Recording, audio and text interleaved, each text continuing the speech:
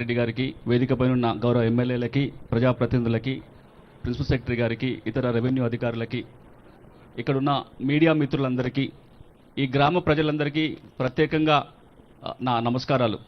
ఈ అవకాశం ఇచ్చినందుకు పెద్దలు గౌరవ రెవెన్యూ మంత్రి గారికి ధన్యవాదాలు తెలుపుకుంటూ, చట్టం గురించి, సెక్షన్ల గురించి, తీర్పుల గురించి ఇప్పుడేం ప్రసంగం చేయను. కానీ ఈ కొత్త చట్టం గౌరవ మంత్రి గారు 14 నెలలుగా శ్రమపడి తెలంగాణ రైతాంగం ఎదుర్కొంటున్న సమస్యల పరిష్కారానికి ఈ చట్టం వచ్చింది. ఈ చట్టం వస్తే మన జీవితం ఏ మారబోతుందో చెప్పే ప్రయత్నం మాత్రమే చేస్తా. చాలా వేదికలలో గౌరవ రెవెన్యూ మంత్రి గారు చెప్తూ వస్తున్నారు, మేము ఒక గొప్ప చట్టాన్ని తయారు చేస్తున్నాము, ఈ చట్టం దేశానికి ఆదర్శంగా నిలుస్తుంది, తెలంగాణ రైతాంగం ఎదుర్కొంటున్న ప్రతి సమస్యకి ఈ చట్టం పరిష్కారం చూపుతుంది.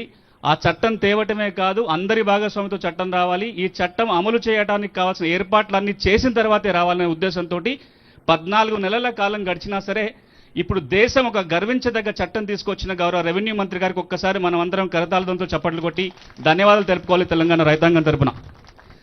గౌరవ ముఖ్యమంత్రి గారు ఈ ప్రాంతం బిడ్డ, మొదటి రోజు నుంచి అధికారం రాకముందు నుంచి కూడా తెలంగాణలో కీలకమైన సమస్య ఏది ఉంటే భూమి సమస్య ఉంది. ధరణి రైతాంగానికి కొత్త చిక్కులు సృష్టించింది. ఉన్న సమస్యల పరిష్కారానికి ఒక కొత్త సిస్టమ్ పెడితే కొన్ని లక్షల కొత్త సమస్యలు సృష్టించబడ్డాయి. రైతులు కోట్లకు వెళ్లాల్సిన పరిస్థితి, భూములు కోల్పోవాల్సిన పరిస్థితి ఉందని చెప్పి నేను అధికారానికి రాగానే ధరణిని బంగాళాఖాతంలో వేస్తాన్నాడు, ధరణి సంస్కరిస్తాన్నారు. వారి మాట నిలబెట్టుకుంటూ ఈ రోజున ధరణి స్థానంలో ఒక కొత్త భూభారతి పోర్టల్, కొత్త చట్టం వస్తుంది. కాబట్టి మరొక్కసారి మీరందరూ గట్టిగా కరతాళంతో మన గౌరవ ముఖ్యమంత్రి గారికి ధన్యవాదాలు తెలుపుకుందాం. ఇప్పుడు ఏమవుతుంది ఈ చట్టం వస్తే 3 ముక్కలు చెప్పే ప్రయత్నం చేస్తా. ఈ రోజున మనం అందరం కూడా భూమి ఉండి కూడా ధరణికి ఎక్కలేదనో, ధరణికి ఎక్కింది కానీ అలా సర్వే నెంబర్ మిస్ అయింది, ఎకరం ఉంటే అరెకరమే ఎక్కించారు, పట్టా భూమి ప్రభుత్వ భూమి అని రాశారు, ఇట్లా రకరకాల సమస్యలతోటి ఇబ్బంది పడుతూ ఉంటే 33 రకాల మాడ్యూల్స్ ధరణిలో ఉన్నాయి. మనం కంప్యూటర్ సెంటర్కి పోవాలి, దరఖాస్తు పెట్టాలి, 1000 రూపాయలు ఫీజు కట్టాలి.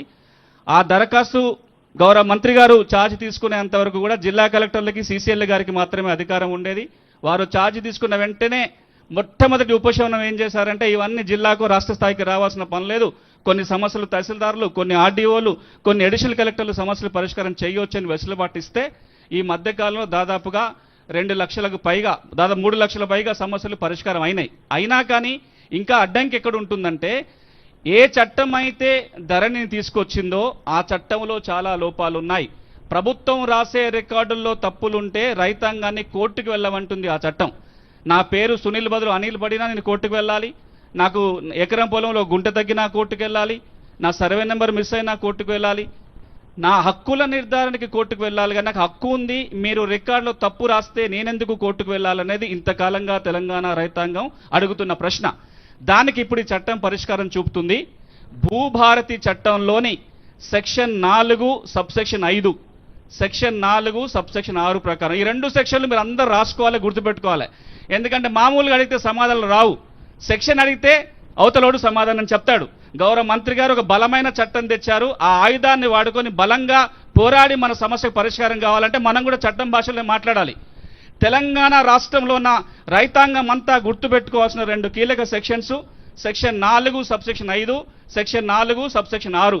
ఏం జరుగుతుంది ఈ సెక్షన్ల కింద అంటే, ఈనాటికి భూమి ఉండి ధరణికి రికార్డుకి ఎక్కలేదనో, రికార్డుకి ఎక్కింది కానీ తప్పులున్నాయని ఎవరైతే అనుకుంటున్నారో వాళ్ళందరూ ఇప్పుడు దరఖాస్తు పెట్టుకుంటే ఆర్డీఓలు కానీ కలెక్టర్లు కానీ వారే పరిష్కారం చేసి మన చేతికి ఒక ఉత్తర్వులు ఇస్తారు, కాపీ ఇస్తారు. కంప్యూటర్లో పోయి అప్లికేషన్ పెట్టుకోవచ్చు. చట్టం అక్కడితో ఆగొచ్చు. మంత్రి గారు అక్కడితో ఆగకుండా ఏమన్నారంటే, అరే రైతుల సమస్యల పరిష్కారానికి వాళ్ళెందుకు దరఖాస్తులు పెట్టుకోవాలి, వాళ్ళెందుకు 1000 రూపాయలు ఫీజు కట్టాలి, వాళ్ళెందుకు మన కార్యాలయాల చుట్టూ తిరగాలి, అట్లా జరగకుండా ఉండాలి అంటే రెవెన్యూ యంత్రాంగమే గ్రామాలకు పోవాలి, మనమే పోయి దరఖాస్తులు తీసుకోవాలి. ఈ కంప్యూటర్ జంజాటం వద్దు. ఓ 2 పేజీల దరఖాస్తు రాసి నేను రెవెన్యూ అధికారికి ఇస్తే వారు దీనంతా పరిశీలించి పరిష్కారం చేయాలని ఒక మంచి లక్ష్యంతో ఈ రోజున ఈ కార్యక్రమం ఎట్లా జరగాలి, ఒక ఆదర్శవంతంగా నిలవాలి అంటే ఒక పైలట్ చేయాలనే ఉద్దేశంతో వారి ఆధ్వర్యంలో ఈ రోజున ఒక పైలట్ కార్యక్రమం జరుగుతుంది. ఇంకొక 3 జిల్లాలలో కూడా ఒక్కొక్క మండలంలో పైలట్ కార్యక్రమం జరుగుతుంది. వచ్చే నెల వారి నిర్ణయం ప్రకారం 30 మండలాలలో పైలట్ జరుగుతుంది. రాష్ట్ర ఆవిర్భావ దినోత్సవం జూన్ 2 నుంచి రాష్ట్రం అంతటా కూడా రైతుల సమస్యల పరిష్కారం జరగబోతుంది ఈ కీలకమైన సెక్షన్ కింద. కాబట్టి తెలంగాణ రైతాంగం అందరి తరపున ఈ సెక్షన్ తీసుకొచ్చి దరఖాస్తు పెట్టుకునే అవకాశమే కాకుండా రెవెన్యూ శాఖని గ్రామానికి పంపినందుకు రెవెన్యూ మంత్రి గారికి మరొకసారి ధన్యవాదాలు. ఇది మామూలు మార్పు కాదు. మనం కంప్యూటర్లో పోయి ఎత్తుకునే బదులు కంప్యూటర్లే మన ఊర్లోకి వస్తున్నాయి. మనం అధికారుల దగ్గరికి పోయే బదులు అధికారే మన ఊర్లోకి వస్తున్నారు. అధికారులు మన ఊళ్ళకి రాక 10 ఏళ్ళు అవుతుంది అనుకుంటాను, రెవెన్యూ అధికారులు రాక. కాబట్టి ఈ రోజున అంత గొప్ప మార్పుకు శ్రీకారం చుట్టిన ఈ చట్టం ఒక గొప్ప చట్టంగా నిలిచిపోతుంది. ఇక రెండో అంశం, ఈ రోజున తెలంగాణలో ఇంకో అతిపెద్ద భూమి సమస్య ఏంటంటే సాదా బైనామాలు. తెల్ల కాగితాల మీద, స్టాంపు కాగితాల మీద, నోటి మాటల మీద భూములు కొనుక్కున్నారు, దున్నుకుంటున్నారు, ఏళ్ల తరబడి ఆధీనంలో ఉన్నాయి. ఇంతకు మునుపు ప్రభుత్వం అవకాశం కల్పిస్తే 9,24,000 మంది మా సమస్యల పరిష్కారం చేయండి అని దరఖాస్తులు పెట్టారు. కానీ దాని మీద గౌరవ హైకోర్టు స్టే విధించింది. ఎందుకు విధించింది అంటే దరఖాస్తులు అయితే తీసుకున్నాం కానీ చట్టంలో సెక్షన్ పెట్టుకోలేదు. ఆ సెక్షన్ లేకపోవటం వల్ల మనకి ఒక్క దరఖాస్తు కూడా పరిష్కారం కాలే. గౌరవ మంత్రి గారి చొరవ వల్ల, గౌరవ ముఖ్యమంత్రి గారి చొరవ వల్ల సాదా బైనామాల దరఖాస్తులు అన్నీ పరిష్కరించడానికి ఈ చట్టం మార్గం చూపిస్తుంది. ఈ చట్టం ఏమంటుందంటే ఇప్పుడు ఈ చట్టం వచ్చిన వెంటనే గౌరవ హైకోర్టులో ఆ స్టే వెకేట్ చేపించి అది ఎప్పుడు వెకేట్ కాగానే ఆర్డీఓలకు అధికారం వస్తుంది. 9,24,000 పెండింగ్ సాదా బైనామా దరఖాస్తులని పరిశీలించి అర్హత ఉన్న అందరికీ కూడా భూభారతి చట్టం కింద పట్టాలు రాబోతున్నాయి. ఇది ఒక గొప్ప విజయం. ఇక ఇంకొకటే, నేను ఎక్కువ సమయం తీసుకొని పెద్దలందరూ మాట్లాడతా, కొన్ని కీలకంగా రైతులకు పనికొచ్చి వివరించే ప్రయత్నం మాత్రమే చేస్తున్నా. ఇది పాత రికార్డులో తప్పులుంటే సవరించడం ఎట్లనో చెప్పిన, సాదా బైనామాల పరిస్థితి ఏంటో చెప్పిన. రాబోయే రోజులలో రిజిస్ట్రేషన్లు, మ్యూటేషన్లో ఏం మార్పు రాబోతుంది చాలామంది ఆతృతగా ఎదురు చూస్తున్న అంశం. ఇప్పుడు నేను భూమి అమ్ముకోవాలనుకుంటున్నా, కొనుక్కోవాలనుకుంటున్నా, భూభారతి ఏమైనా కష్టం తెస్తుందా, మంచి చేస్తుందా, ఏం చేయబోతుంది? నాకు వారసత్వంగా భూమి వచ్చింది, నాకు పట్టా కావాలి, భూభారతి ఏం చెప్తుంది? లేదా నాకు 3080 ఉంది, నాకు 13B ఉంది, నాకు ORC ఉంది, నేను అసైన్మెంట్ భూమి రెగ్యులరైజ్ చేయించుకున్నా, నాకు పట్టా ఎట్లా? దీనికి 3 సెక్షన్ల కింద భూభారతి సమాధానం చెప్తుంది. ఈ 3 మళ్ళీ గుర్తుపెట్టుకోండి. సెక్షన్ 5, 7, 8 మధ్యలో 6 ఎందుకు వదిలేసిన అంటే 6 సాదా బైనామా, 6 ఆల్రెడీ మాట్లాడిన. ఈ 5, 7, 8 ఏం చెప్తుందో చూస్తే, ఈ రోజున మనం భూములు కొనుక్కుంటే ఏం చేస్తున్నాం? ఒక స్లాట్ బుక్ చేసుకుంటున్నాం, ఫీజు కడుతున్నాం, తహసీల్ కార్యాలయాలకు వెళ్తున్నాం, అక్కడ రిజిస్ట్రేషన్ జరిగిపోతుంది, వెంటనే మ్యూటేషన్ అవుతుంది, మనకు ఒక పాస్బుక్ వస్తుంది.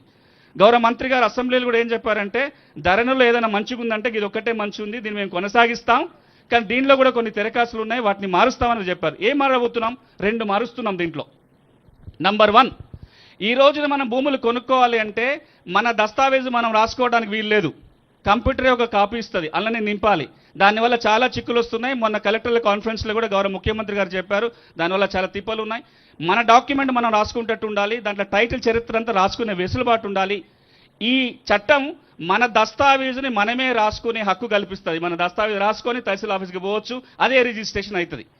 ఇక రెండోది, ఒక విప్లవాత్మకమైన మార్పుకి ఈ భూభారతి చట్టం అంకురార్పణ ఏం చేస్తుందంటే, మనం ఇప్పుడు ఇళ్ల ప్లాట్లు కొనుక్కోవడానికి పోయినప్పుడు దస్తావేజ్కి వెనకాల పటం ఉంటుంది, మనం ఒక రఫ్ మ్యాప్ తయారు చేసుకొని దిక్కులు రాసుకుంటాం. మరి వ్యవసాయ భూములకు ఎందుకు ఉండొద్దు? అది ఉంటే ఏం భూమి కొంటున్నామో తెలుస్తుంది కదా. దానికి ఒక మంచి వ్యవస్థ వారు తీసుకొస్తున్నది ఏంటంటే, పక్కన కర్ణాటక రాష్ట్రంలో ఉన్నట్టుగా లైసెన్స్డ్ సర్వేయర్ల వ్యవస్థ రాబోతుంది. మనం భూములు అమ్మకాలు కొనుగోలు చేసే ముందే ఒక లైసెన్స్ సర్వేయర్ దగ్గరికి వెళ్ళి ఒక పటం తయారు చేసుకొని దాన్ని మనం దస్తావేజుతో కూడా సబ్మిట్ చేయాల్సి ఉంటుంది. గెట్టు తగాదాలు రాకుండా, డబుల్ రిజిస్ట్రేషన్ రాకుండా ఇది కాపాడుతుంది. కానీ ఇక్కడ ఒక క్లారిఫికేషన్ ఏంటంటే, ఇది ఈ రోజే అమలుకి రావట్లా.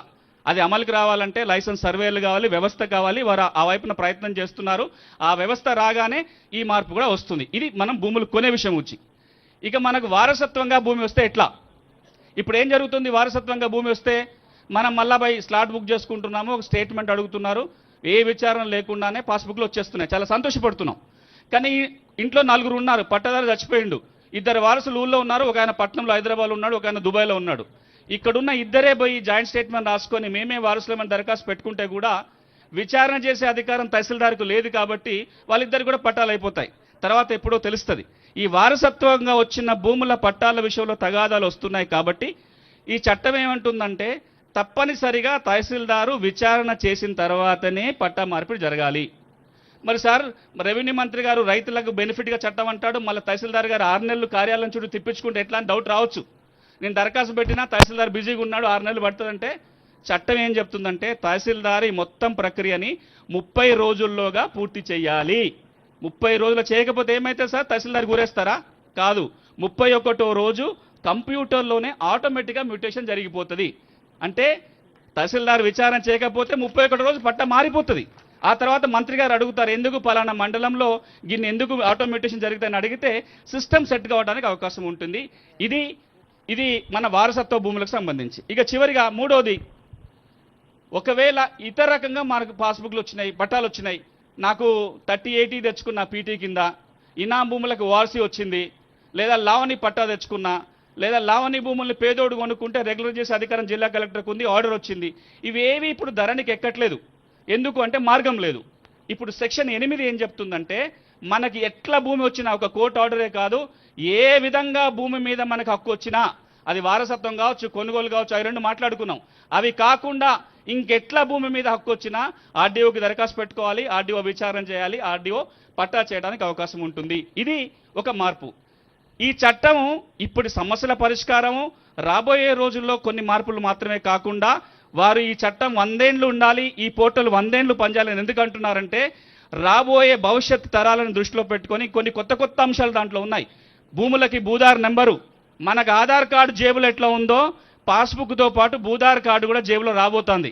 ఈ భూదార్ కార్డు ఉందంటే ఆ భూమి సమస్త సమాచారం మన జేబులో ఉన్నట్టే. అంతేకాదు, ఇప్పుడు మన ఊళ్ళో కూర్చొని ఉన్నాం, వ్యవసాయ భూములకు రికార్డు ఉంది, కానీ మన ఇంటికి ఏం రికార్డు ఉంది?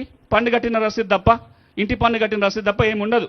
ఈ చట్టం ఏం చెప్తుందంటే రాబోయే రోజుల్లో ఆబాది గ్రామాలలో ఉన్న ఇంటి స్థలాలను కూడా కొలిసి దాన్ని కూడా రికార్డు చేసి దానికి ఒక పాస్బుక్ రాబోతుంది. అదొక గొప్ప నిర్ణయం ఈ చట్టంలో ఉంది. ఇంకా నేను చెప్పాలంటే ధరణికి భూభారతికి తేడా ఏంటంటే ఇంతకుముందు ఒక స్లైడ్లో చూపించే 20 తేడాలు మాట్లాడవచ్చు. గౌరవ మంత్రి గారు అనుమతిస్తే నేను 2 గంటలు ప్రసంగం ఇవ్వచ్చు, అంత సమయం లేదు. ధరణి మారి భూభారతి వచ్చిందంటే 4 పేజీల చట్టం 6 పేజీలు కాలేదు. ఒక కలర్లో ఉన్న వెబ్సైట్ ఇంకో కలర్గా మారలేదు. ఈ రాష్ట్రంలో ఉన్న 1,30,00,000 రైతుల జీవితాలలో మార్పు రాబోతుంది ఈ చట్టం ద్వారా. ఈ చట్టంలో అక్షరాలలో వెనుక ఉన్నది మనుషుల జీవితాలు. మనుషుల జీవితాలలో మంచి మార్పు తెచ్చే లక్ష్యంతో ఈ చట్టం తెచ్చినందుకు, ఈ చట్టంలో రాసే విషయంలో ఈ వ్యవస్థలో పాల్గొనే ఒక అమోఘ అవకాశం ఇచ్చిన గౌరవ రెవెన్యూ మంత్రి గారికి, గౌరవ ముఖ్యమంత్రి గారికి, వేదికలో ఉన్న పెద్దలందరికీ కూడా మరొకసారి మనపూర్వకంగా నమస్కారాలు తెలియజేసుకుంటూ, ఆగస్టు 15 జెండా పండుగ రాబోతుంది. ఆగస్టు 15 నాటికి రైతుల భూ సమస్యలన్నీ తీరి సగౌరవంగా తెలంగాణ జెండా, జాతీయ జెండా ప్రతి రైతు ఇంటి మీద ఎగరాలని కోరుకుంటూ థ్యాంక్ యూ వెరీ మచ్.